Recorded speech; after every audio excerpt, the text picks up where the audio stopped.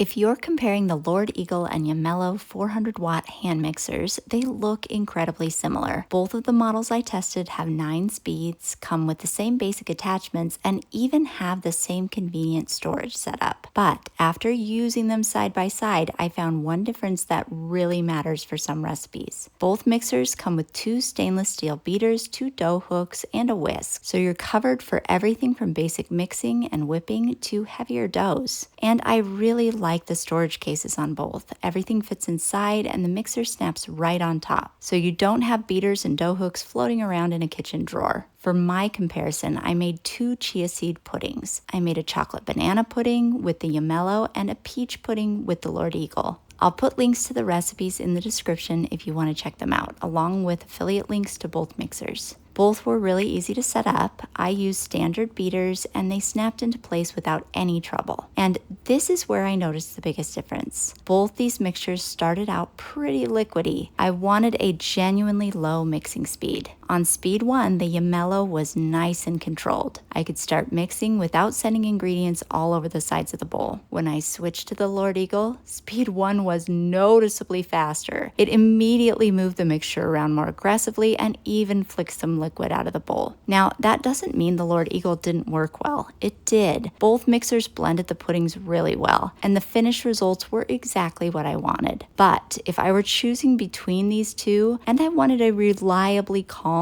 level 1 speed, I'd pick the Yomelo. For thicker batters or recipes where I'm going to use higher speeds anyway, I don't think the difference would matter nearly as much. But having a truly usable low speed gives me more control when I'm mixing liquids or ingredients that can easily splash. So while these two are extremely similar in power, attachments, and storage, the Yomelo's gentler speed 1 is the feature that gives it a win for me. I'll put links to both mixers so you can check current prices, and if this comparison helps, subscribe for more real-world product tests.